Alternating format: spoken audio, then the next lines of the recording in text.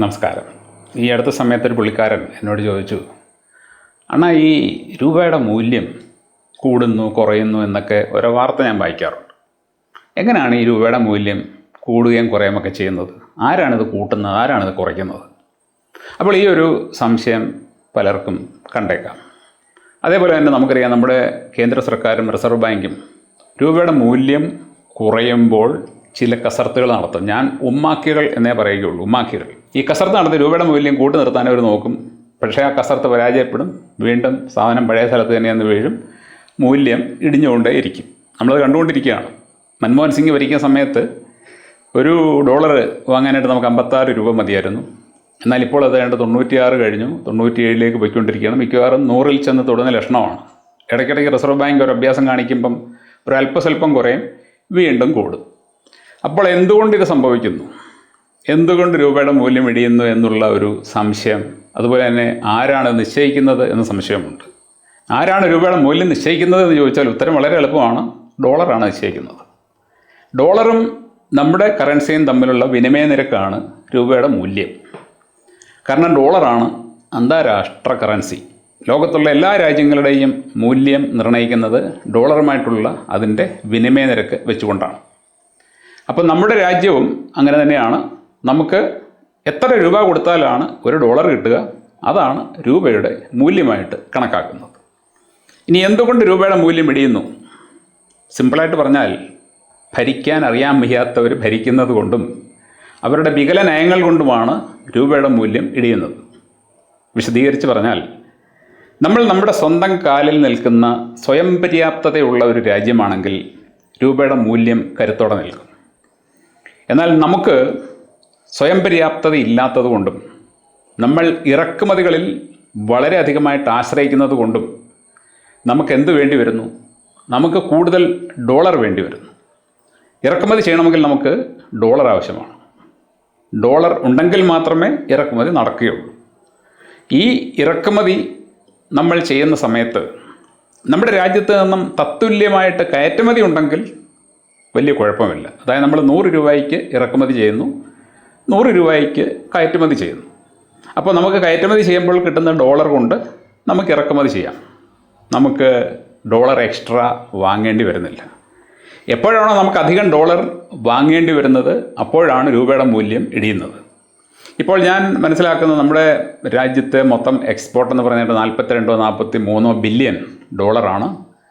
ഇറക്കുമതി എന്ന് പറയുന്നത് 72-73 ബില്യൺ ഡോളറാണ്. എന്ന് പറഞ്ഞാൽ ഒരു 28 ബില്യൺ ഡോളറിൻ്റെ വ്യത്യാസമുണ്ട്.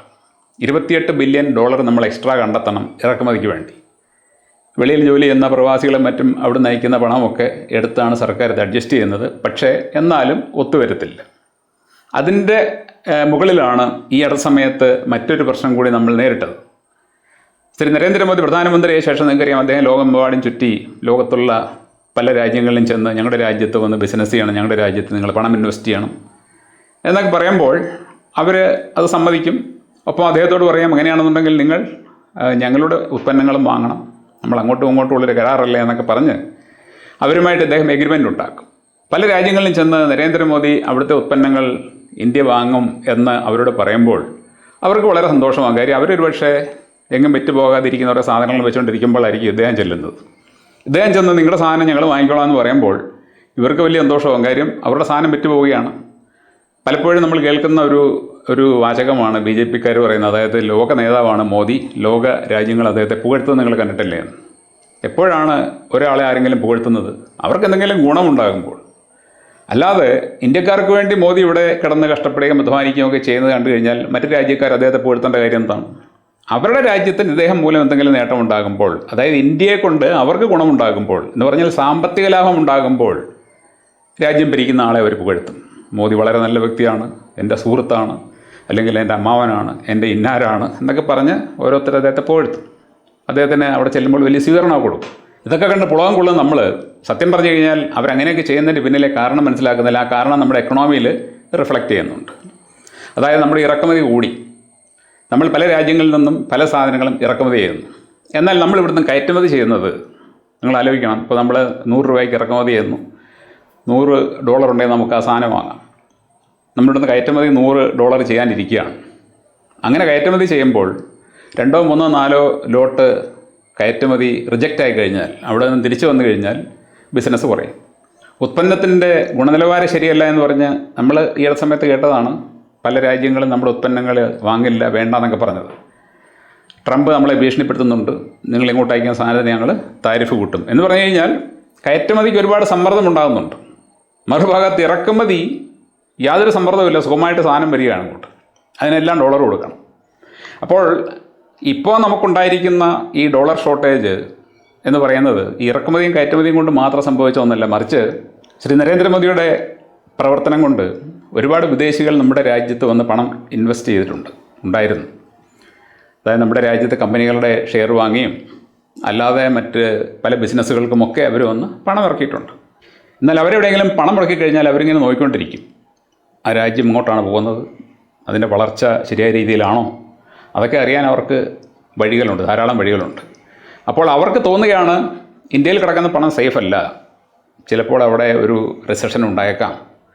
അങ്ങനെ വരുമ്പോൾ അവരെന്ത് ചെയ്യും? അവർ ഇൻവെസ്റ്റ് ചെയ്ത പണം അങ്ങ് പിൻവലിക്കും. ഇപ്പോൾ ഈ ഇറാൻ അമേരിക്ക യുദ്ധം വന്നപ്പോൾ നമ്മുടെ രാജ്യത്ത് പെട്രോളിന് പ്രശ്നമുണ്ടാകുന്നു, ഗ്യാസിന് പ്രശ്നമുണ്ടാകുന്നു, മറ്റ് പല പ്രശ്നങ്ങളുണ്ടാകുന്നു, ഫെർട്ടിലൈസർ ഇല്ലെന്ന് പറയുന്നു. ഇതെല്ലാം വിദേശികൾ കാണുന്നുണ്ട്. കാണുമ്പോൾ ഇനിയിപ്പോൾ നാളെ ഇന്ത്യയിലെ കമ്പനികളുടെ അവസ്ഥ എന്താകും എന്നൊരു പേടി അവരുടെ ഉള്ളിൽ വരുമ്പോൾ കാറ്റുള്ളപ്പോൾ തൂറ്റുക എന്ന് പറയുന്ന പോലെ ഇപ്പം ഉള്ള കാശും വലിച്ചുകൊണ്ടങ്ങ് പോകാം, ഇപ്പം നഷ്ടമുണ്ടാകത്തില്ല, പിന്നീട് നഷ്ടമായി കഴിഞ്ഞാൽ എന്ത് ചെയ്യും, ഷെയർ വാല്യൂക്ക് ഇടിഞ്ഞാൽ എന്ത് ചെയ്യും എന്ന് കരുതി ഒരുപാട് ആൾക്കാർ ബൾക്കായിട്ട് ഇവിടെ നിന്നും പൈസ പിൻവലിച്ചു. അവർക്കെല്ലാം നമ്മൾ കൊടുക്കേണ്ടത് ഡോളറാണ്. അപ്പോൾ ഡോളർ വീണ്ടും നമുക്ക് കൂടുതലായിട്ട് ആവശ്യമായിട്ട് വരികയാണ്. നമ്മൾ ചെന്ന് എക്സ്ട്രാ ഡോളർ വാങ്ങുമ്പോൾ അപ്പോൾ അവരിടുന്ന വിലയാണ് നമ്മൾ കൊടുക്കേണ്ടത്. ഇപ്പോൾ നമുക്ക് ഒരു $50,000 വേണം, അല്ലെങ്കിൽ $5 ലക്ഷം വേണം. $5 ലക്ഷം എത്ര രൂപയ്ക്ക് തരുമെന്ന് ചോദിച്ചാൽ അവർ നേരത്തെ ഞങ്ങൾ നിങ്ങൾക്ക് 95 അന്നോട്ടിരുന്നത്, ഇപ്പോൾ 97 4 തരത്തുള്ളൂ, വേണമെങ്കിൽ മേടിച്ചാൽ മതി എന്ന് പറയും. നമ്മൾ മേടിക്കും. കാര്യം എന്ന് പറയാൻ നമ്മുടെ രാജ്യത്തിൻ്റെ പേര് നശിക്കാൻ പാടില്ല, പണം കൊടുക്കേണ്ടവർക്ക് കൊടുക്കണം, നമുക്ക് ഡോളറിലേ കൊടുക്കാൻ പറ്റുകയുള്ളൂ. അപ്പോൾ നമ്മൾ വാങ്ങേണ്ടി വരും, അപ്പോൾ രൂപയുടെ മൂല്യം ഇടിയും. അപ്പോൾ ഈ ഒരു സിറ്റുവേഷൻ ഇപ്പോൾ ഇവിടെ ഉണ്ടായിട്ടുണ്ട്. അതായത് വിദേശത്തു നിന്നുള്ള നിക്ഷേപകർ അവരുടെ പണം പിൻവലിച്ചു കൊണ്ടുപോകുന്നു.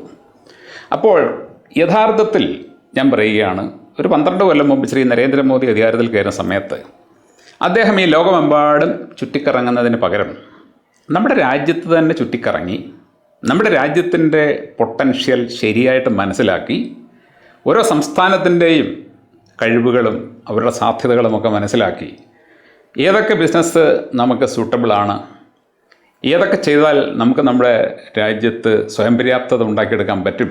ഇപ്പോൾ തന്നെ എഥനോളിനെ കുറിച്ചൊക്കെ അദ്ദേഹം പഠിച്ച് പെട്രോളിന് പകരം എഥനോളാകാം എന്നൊക്കെ പറയുന്നുണ്ട്. സത്യം പറഞ്ഞു കഴിഞ്ഞാൽ അത് എന്തുദ്ദേശത്തോടെയാണെന്ന് എനിക്ക് അറിഞ്ഞുകൂടാ. പക്ഷേ നമുക്ക് നമ്മുടെ രാജ്യത്ത് തന്നെ പെട്രോളിയം നല്ല രീതിയിൽ ഖനനം ചെയ്തെടുക്കാൻ പറ്റും എന്നാണ് എൻ്റെ വിശ്വാസം.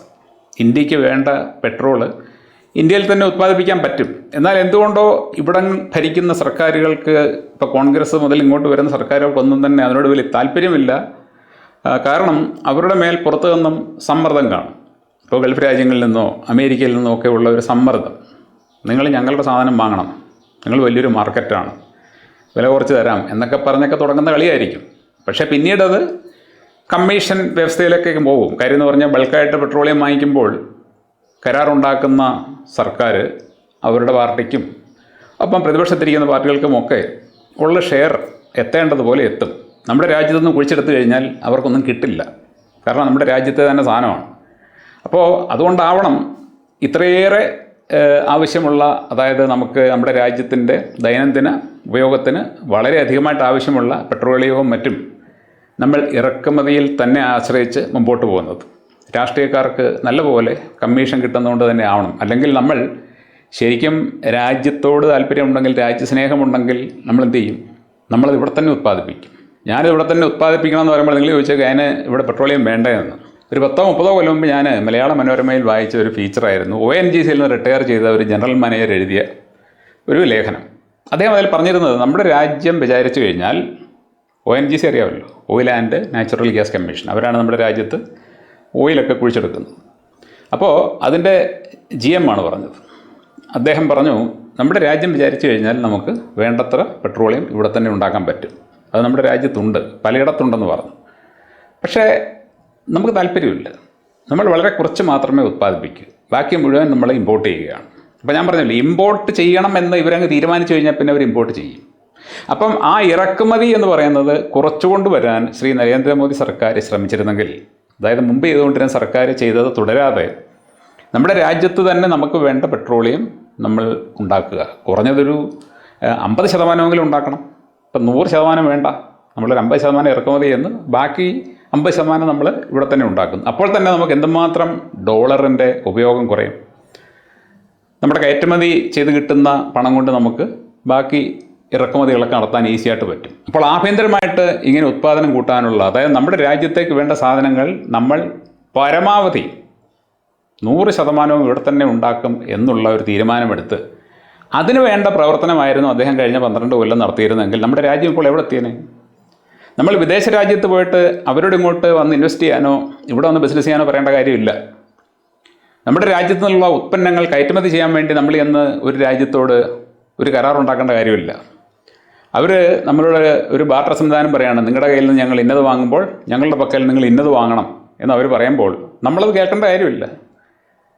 നമ്മുടെ സാധനം അവർ വാങ്ങുമെന്ന് പറഞ്ഞുകൊണ്ട് അവരുടെ സാധനം വാങ്ങേണ്ട ഒരാവശ്യം നമ്മുടെ രാജ്യത്തിന് ഇല്ല. പകരം നമ്മളെന്താണ് ചെയ്യേണ്ടത്? നമ്മൾ നമ്മുടെ രാജ്യത്ത് ഉന്നത ഗുണനിലവാരമുള്ള സാധനങ്ങൾ ഉണ്ടാക്കണം. ഏത് മേഖലയിലായാലും ശരി, നമ്മുടെ രാജ്യത്തുണ്ടാക്കുന്ന സാധനങ്ങളുടെ ഗുണനിലവാരവുമായിട്ട് കമ്പയർ ചെയ്യുമ്പോൾ മറ്റൊരു രാജ്യത്തിനും അതിനോട് പിടിച്ചിരിക്കാൻ പറ്റരുത്. നമ്മൾ ക്വാളിറ്റിയിൽ കോംപ്രമൈസ് ചെയ്യരുത്. അപ്പോൾ ഒരു ഇന്ത്യൻ സാധനം, ഒരു ഇന്ത്യയിൽ ഉണ്ടാക്കുന്ന മൊബൈൽ ഫോൺ എന്ന് പറഞ്ഞു കഴിഞ്ഞാൽ അത് അമേരിക്കയുടെ മൊബൈലിനേക്കാളും നല്ല ഫോണാണ് എന്ന ഒരു ഖ്യാതി നമുക്കുണ്ടാക്കിയെടുക്കാൻ സാധിച്ചാൽ കയറ്റുമതിക്ക് വേണ്ടി നമ്മൾ ആരുടെയും വാതിലിൽ ചെന്ന് മുട്ടേണ്ട കാര്യമില്ല, അവരിങ്ങോട്ട് വരും. കാരണം ഗുണനിലവാരമുള്ള സാധനം എവിടെയുണ്ടോ അത് അവിടെ ചെന്ന് ആൾക്കാർ വാങ്ങും, അങ്ങോട്ട് ചെന്ന് അവർ ഓർഡർ കൊടുക്കും. ഇപ്പോൾ തന്നെ നിങ്ങൾ ആലോചിച്ച് നോക്ക്, ചികിത്സാ രംഗത്ത് നമ്മുടെ രാജ്യത്തെ പരമ്പരാഗത വൈദ്യവും മറ്റുമൊക്കെ അത്ഭുതകരമായിട്ടുള്ള റിസൾട്ടാണ് കൊടുക്കുന്നത്. മർമ്മ ചികിത്സയെക്കുറിച്ചൊക്കെ ഞാൻ നേരത്തെ വീഡിയോ ചെയ്തിട്ടുണ്ട്. സർജറി കൂടിയേ തീരൂ എന്നൊക്കെ പറയുന്ന കഠിനമായ രോഗാവസ്ഥകൾക്ക് കട്ടിൽ നിന്ന് എഴുന്നേക്കാൻ വയ്യാത്ത ആൾക്കാർ 3-4 ദിവസം മർമ്മ ചികിത്സ ചെയ്ത് ഒഴിച്ചിലും പിഴിച്ചിലും നടത്തി എഴുന്നേറ്റ് ഓടിപ്പിക്കുന്ന കാഴ്ചകൾ നമ്മൾ കണ്ടിട്ടുണ്ട്. അപ്പോൾ ഇങ്ങനെ നമുക്ക് ഒരുപാട് മേഖലകളിൽ മറ്റാർക്കുമില്ലാത്ത കഴിവുണ്ട്. ഈ കഴിവുകളൊക്കെ വേണ്ട പോലെ പരിപോഷിപ്പിച്ച് വളർത്തി അത് നമ്മൾ പരസ്യപ്പെടുത്തി ലോകം അതറിയുമ്പോൾ നമ്മൾ അങ്ങോട്ട് പറയാതെ അവരവിടെ നിന്ന് ഇങ്ങോട്ട് വരും. ഇപ്പോൾ ഈ അടുത്ത സമയത്ത് ഞാനൊരു പുള്ളിക്കാരൻ്റെ വീഡിയോ കണ്ടു. അദ്ദേഹം പറഞ്ഞത് നമ്മുടെ സംസ്ഥാനത്ത് എന്തുമാത്രം പഴങ്ങളാണ് വേസ്റ്റായി പോകുന്നത്. ശരിയാണ്. കാരണം ഇപ്പോൾ മാമ്പഴത്തിൻ്റെ സീസൺ വരുമ്പോൾ ഞങ്ങളുടെ നാട്ടിലൊക്കെ ഞാൻ പോകുന്നിടത്തൊക്കെ തന്നെ മാങ്ങ വീണ് കിടക്കുകയാണ്. ഞാൻ സൈക്കിളിലാണ് പോകുന്നതെങ്കിൽ ഞാൻ ഒരു ബാഗിനകത്തിൽ റോഡിൽ കിടക്കുന്ന മാങ്ങയൊക്കെ പറിക്കൊണ്ട് വരും. അതിന് ആർക്കും വേണ്ട, വെറുതെ വണ്ടി കയറി പോവാണ്. ചക്ക, ഇഷ്ടംപോലെ ചക്ക ഉണ്ടാകുന്നുണ്ട്, പ്ലാവിൽ തന്നെ നിന്ന് അത് പഴുത്ത് താഴെ വീണ് പോവുകയാണ്. അതുപോലെ ഒരുപാട് ഫലവർഗ്ഗങ്ങൾ നമ്മുടെ സംസ്ഥാനത്ത് വേസ്റ്റായി പോകുന്നുണ്ട്. അദ്ദേഹം പറഞ്ഞത് ഈ ഗവൺമെൻറ് ഒന്നും കാണുന്നില്ലേ, ഇവർ ഈ സാധനം, ഈ ചീഞ്ഞു പോകുന്ന പഴങ്ങളെല്ലാം സമാഹരിച്ച് അതിൽ നിന്ന് നല്ല മദ്യമുണ്ടാക്കി കഴിഞ്ഞാൽ ലോകത്തൊരിടത്തും കിട്ടാത്ത ബെസ്റ്റ് ക്വാളിറ്റി മദ്യമുണ്ടാക്കി നമുക്ക് വിൽക്കാൻ പറ്റും. അത് വളരെ വലിയ വരുമാനം നമുക്ക് നൽകും. അപ്പോൾ നമ്മുടെ സംസ്ഥാനത്തിൻ്റെ ഒരു പൊട്ടൻഷ്യലാണ് അദ്ദേഹം പറഞ്ഞത്. അപ്പോൾ ഇങ്ങനെ നമ്മുടെ രാജ്യത്തിൻ്റെ പൊട്ടൻഷ്യൽ കണ്ടെത്തി മറ്റ് ഒരു രാജ്യത്തെയും നമ്മൾ ഡിപ്പെൻഡ് ചെയ്യാതെ ഇവിടെ തന്നെ നമ്മൾ ലോക നിലവാരമുള്ള ഉത്പന്നങ്ങൾ ഉണ്ടാക്കി നമ്മൾ വിറ്റാൽ, നമ്മൾ നമ്മുടെ രാജ്യത്തിൻ്റെ കാര്യം നോക്കിയാൽ മതി. നമ്മൾ ഈ പുറത്തോട്ടുള്ള എന്തിനാണ് നോക്കുന്നത്? കയറ്റുമതിയൊന്നും നമ്മൾ നോക്കേണ്ട കാര്യമില്ല. നമ്മുടെ രാജ്യത്തെ ജനങ്ങൾക്ക് നല്ല ഉത്പന്നങ്ങൾ കുറഞ്ഞ വിലയ്ക്ക് കിട്ടണം. അതായിരിക്കണം നമ്മുടെ ലക്ഷ്യം. നമ്മുടെ രാജ്യത്തുണ്ടാക്കുന്ന ഏതൊരു ഭക്ഷ്യവസ്തു ആയാലും ശരി, മറ്റേത് സാധനമായാലും ശരി, ഉന്നത നിലവാരമുള്ളതായിരിക്കണം.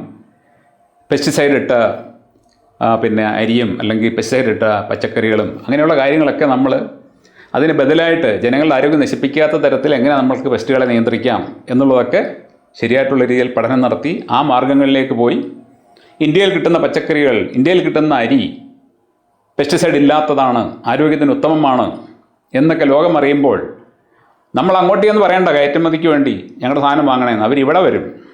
അപ്പോൾ നമ്മൾ പറയും ഉണ്ടെങ്കിൽ തരാം, സാധനം ആവശ്യത്തിനുണ്ടെങ്കിൽ ഞങ്ങളുടെ രാജ്യത്തെ ഉപയോഗം കഴിഞ്ഞിട്ട് ബാക്കിയുണ്ടെങ്കിൽ നിങ്ങൾക്ക് തരാം, കുഴപ്പമൊന്നുമില്ല. അത്ര തന്നെ ചെയ്യേണ്ട കാര്യമേ ഉള്ളൂ.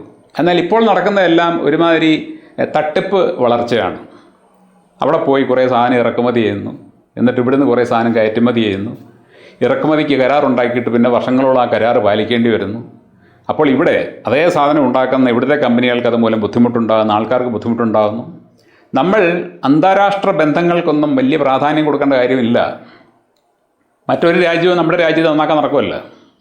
നമ്മുടെ രാജ്യം നമ്മുടെ കഴിവുകൾ മനസ്സിലാക്കി നല്ല രീതിയിലുള്ള ഒരു യാത്ര ആരംഭിച്ച് സ്വയം പര്യാപ്തത നേടി ഗുണനിലവാരമുള്ള ഉൽപ്പന്നങ്ങൾ ഉണ്ടാക്കി ഇറക്കുമതി പറ്റുമെങ്കിൽ 100% ഒഴിവാക്കി ഡോളറിൻ്റെ ആവശ്യമില്ലാതെ നമ്മുടെ രാജ്യം മുമ്പോട്ട് പോകാൻ ശ്രമിച്ചാൽ രൂപയുടെ മൂല്യം വളരെയധികമായിട്ട് കൂടും. ഒരുപക്ഷെ രൂപ ഒരു അന്താരാഷ്ട്ര കറൻസിയായിട്ട് പോലും അങ്ങനെ മാറും. കാരണം നമ്മുടെ ഉൽപ്പന്നങ്ങൾ ലോക നിലവാരത്തിലുള്ളവയാണെങ്കിൽ അല്ലെങ്കിൽ ലോക നിലവാരത്തിന് മുകളിലുള്ളവയാണെങ്കിൽ അത് വാങ്ങാനായിട്ട് പല രാജ്യങ്ങളെ ശ്രമിക്കുമ്പോൾ നമ്മുടെ രൂപ വലിയൊരു കറൻസിയായിട്ട് മാറും. കാരണം രൂപയുണ്ടെങ്കിൽ മാത്രമേ നിങ്ങൾക്കിത് കിട്ടൂ എന്നുള്ള ഒരു തലത്തിലേക്ക് കാര്യങ്ങൾ പോകുമ്പോൾ, ഇപ്പോൾ ഡോളർ ഉണ്ടെങ്കിൽ മാത്രമേ കിട്ടൂ എന്ന് പറയുന്നിടത്ത് നിന്ന് രൂപയുണ്ടെങ്കിൽ മാത്രമേ നിങ്ങൾക്കിത് കിട്ടൂ എന്ന് പറയുന്ന ഒരു തലത്തിലേക്ക് നമുക്ക് എത്താൻ സാധിച്ചു കഴിഞ്ഞാൽ രൂപയുടെ മൂല്യം എത്ര കണ്ട് കൂടും നിങ്ങൾ ആലോചിച്ച് നോക്കും. അപ്പം നമ്മൾ നമ്മുടെ കാലിൽ നിൽക്കാൻ ശ്രമിക്കുന്നില്ല. നമ്മൾ വളർച്ചയ്ക്ക് വേണ്ടി കുറുക്ക് വഴികൾ തേടുകയാണ്. കുറുക്ക് വഴികളിലൂടെയുള്ള വളർച്ചയ്ക്കൊന്നും വലിയ ആയുസില്ല. ശരിയായിട്ടുള്ള വളർച്ചയെന്ന് പറഞ്ഞു കഴിഞ്ഞാൽ നമ്മൾ നമ്മുടെ സ്വന്തം കാലിൽ നിൽക്കുന്ന വളർച്ചയാണ്. നമ്മുടെ പൊട്ടൻഷ്യൽ തിരിച്ചറിഞ്ഞ് അതെല്ലാം മാക്സിമം യൂട്ടിലൈസ് ചെയ്യുമ്പോഴാണ് നമ്മൾ വളരുന്നത്. ആ ഒരു രീതിയിലേക്ക് രാജ്യത്തെ മാറ്റിയെടുക്കാനായിരുന്നു ശ്രീ നരേന്ദ്രമോദി നോക്കേണ്ടിയിരുന്നത്. പക്ഷേ അദ്ദേഹം ഊന്നൽ കൊടുത്തത് വിദേശ രാജ്യങ്ങളുമായിട്ടുള്ള ബന്ധങ്ങൾക്കാണ്. ഇപ്പോഴും അദ്ദേഹം ടൂറടിച്ചുകൊണ്ടിരിക്കുകയാണ്. ഈ പറ്റിയ പരാജയമൊന്നും അദ്ദേഹം പഠിക്കുന്നില്ല. വിദേശികളിവിടെ വന്ന് പണം ഇറക്കി അവസാനം അവർ പണവും കൊണ്ട് തിരിച്ചോടുമ്പോൾ നമുക്ക് അവർക്ക് ഡോളർ കൊടുക്കേണ്ടി വരികയാണ്. നമ്മൾ ഓരോ രാജ്യത്ത് പോയിട്ട് അവരുമായിട്ട് ബന്ധമുണ്ടാക്കുമ്പോൾ അവിടെ നിന്ന് സാധനങ്ങൾ ഇറക്കുമതി ചെയ്യേണ്ടി വരികയാണ്.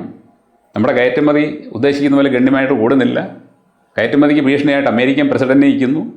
അങ്ങനെ പല പ്രശ്നങ്ങൾ നമ്മൾ കയറ്റുമതി മേഖലയിൽ നേരിടുന്നുണ്ട്. അപ്പോൾ ഈ കയറ്റുമതി എന്ന് പറയുന്നത് നടന്നില്ലെങ്കിലും ഒന്നുമില്ല, ഇറക്കുമതി നമുക്ക് വേണ്ട, ആ ഒരു ടാർഗറ്റ് വെച്ചുകൊണ്ട് വേണം രാജ്യം മുമ്പോട്ട് വേണ്ടത്. കയറ്റുമതി നമുക്ക് നിർബന്ധമൊന്നുമല്ല, കയറ്റുമതി പോകുന്നെങ്കിൽ പോയാൽ മതി. ഇറക്കുമതി ഞങ്ങൾ ചെയ്യാൻ ആഗ്രഹിക്കുന്നില്ല, പരമാവധി നമ്മൾ ഇറക്കുമതി ചെയ്യില്ല. അത്തരത്തിൽ നമ്മുടെ രാജ്യം അത് ലക്ഷ്യമാക്കിക്കൊണ്ട് മുമ്പോട്ട് പോയിട്ട് നമുക്ക് വേണ്ടത് ഇവിടെ തന്നെ ഉണ്ടാക്കി ആ ഉണ്ടാക്കുന്ന സാധനങ്ങൾ ക്വാളിറ്റി കോംപ്രമൈസ് ചെയ്യാത്ത ഹൈ ക്വാളിറ്റി സാധനങ്ങളാണെങ്കിൽ നമ്മുടെ രാജ്യത്തെ ഉൽപ്പന്നങ്ങൾക്ക് നമ്മളൊന്നും ചെയ്യാതെ തന്നെ ലോകത്തെമ്പാടും വലിയ മാർക്കറ്റ് ഉണ്ടാകും. പക്ഷേ ഇങ്ങനെയൊക്കെ ചിന്തിച്ച് പ്രവർത്തിക്കാൻ രാഷ്ട്രീയക്കാർക്ക് താല്പര്യമില്ല. കാരണം അവർക്ക് ഗുണം പലപ്പോഴും ഇറക്കുമതികൾ ചെയ്യുമ്പോഴാണ്. അവർക്ക് അവരുടെ പാർട്ടിയുടെ അല്ലെങ്കിൽ വ്യക്തിപരമായിട്ടുള്ള നേട്ടങ്ങളാണ് രാജ്യ താല്പര്യങ്ങളെക്കാളും പ്രധാനം. രാജ്യ താല്പര്യമാണ് പ്രധാനമെങ്കിൽ ഞാൻ ഈ പറയുന്നത് പോലെ മാത്രമേ അവർ ചിന്തിക്കുകയുള്ളൂ. എങ്ങനെയൊക്കെ ചിന്തിക്കാൻ അറിയാൻ വയ്യാത്തവരൊന്നും അല്ലേ ഭരിക്കുന്നത്. പക്ഷേ എന്തുകൊണ്ട് ചിന്തിക്കുന്നില്ല? നിങ്ങൾ ചിന്തിക്കുക. Thank you.